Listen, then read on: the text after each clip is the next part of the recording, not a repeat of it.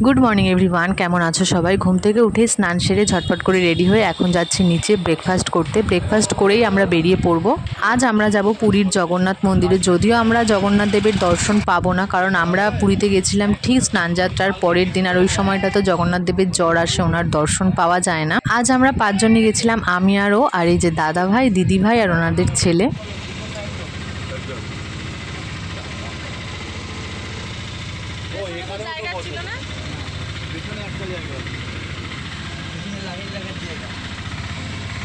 চলে এসেছি আমরা পুরীর জগন্নাথ মন্দিরে। আর এখানে এসে জানতে পারলাম যে হ্যাঁ, আমরা এখানে পুজোও দিতে পারবো, তবে ভেতরে তো ফোন অ্যালাউ নয়, তাই ভেতরের কোনো কিছু আর আমি তোমাদের সাথে শেয়ার করতে পারবো না। এই যে সাইডে জায়গাটা দেখছিল, ওখানে ফোন, জুতো সমস্ত কিছু জমা দিয়ে আমাদের ভেতরে যেতে হবে।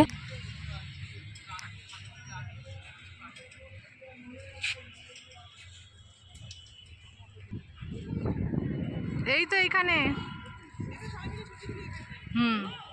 এই যে আমার কপালে বড় হলুদ টিপের মতো দেখতে পাচ্ছ, এটা মন্দিরের ভেতর থেকে দিয়েছে। মন্দিরের ভেতর থেকে বলতে এক জায়গায় শিব মন্দির আছে, সেখানে আমরা জল ঢেলেছিলাম, তো সেইখান থেকে এই টিপটা পরিয়ে দিয়েছে। আমাদের সাথে যে দিদিভাই গেছিলো, ওই দিদিভাই আমাকে বলছিল যে কোনো মন্দিরে গিয়ে যদি তোমাকে হলুদ রঙের কোনো টিপ পরিয়ে দেওয়া হয়, মানে তুমি চাইবেও না, ওনারা নিজে থেকেই পরিয়ে দেবে, সেটা নাকি ভীষণ শুভ। আর তোমাদের তো বললাম মন্দিরের ভেতরেই একটা শিব মন্দির আছে, আর সেইখানে গিয়ে আমরা শিবের মাথায় জল ঢেলেছিলাম, মানে জোড়ায় জোড়ায় দিদিভাইরা তিনজন একসাথে আর আমরা দুজন একসাথে জল ঢেলেছিলাম। তো আমরা জল ঢালার পরেই দেখছি আমাদেরকে প্রথম ওই হলুদ টিপ পরিয়ে দিল।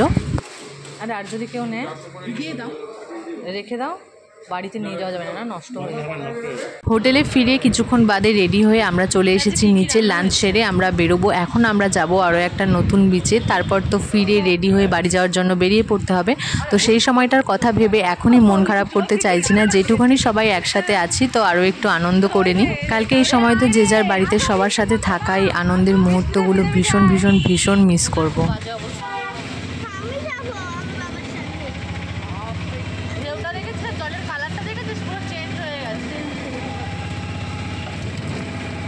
যারা পুরীতে এসেছো তারা হয়তো এই জায়গাটা চিনতে পারবে। আমরা এসেছিলাম গোল্ডেন বিচে, আর যারা যারা পুরীতে এসে এই গোল্ডেন বিচে আসোনি, আমি বলবো যে নেক্সট টাইম যদি পুরীতে আসো তাহলে এই গোল্ডেন বিচে অবশ্যই এসো। এই বিচটা তো ভীষণই পরিষ্কার। আমরা যেখানে ছিলাম তো সেইখানে বিচে সমুদ্রে নামার পর যে জলের ঢেউ আসার পর যে টানটা প্রচণ্ড ছিল, এইখানে ওই টানটা অতটা নেই।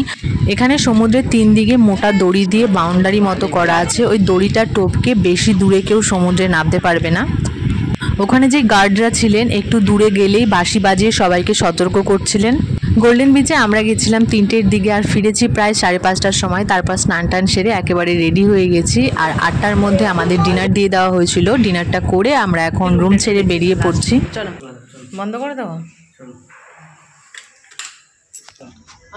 Ground floor. যা ব্যাগগুলো ভারী হয়েছে না, ভারী ব্যাগটা। এটা ছিল আমাদের খাওয়ার জায়গা। এই রুমটাতে হতো রান্না বান্না। ঠিক আছে, তুমি জলটা ভরে নিয়ে এসো।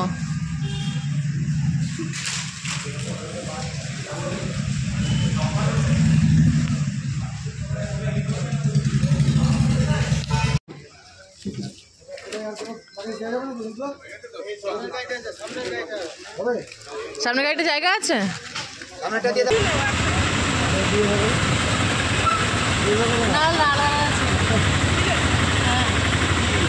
তোমার আর আমার টিকিটটা।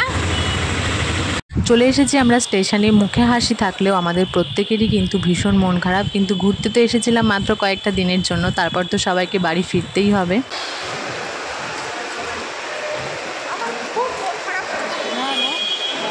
আর 2 দিন থাকলে ভালো হতো, অন্তত আর 2 দিন না হোক, আজকের দিনটা হলে ভালো হতো।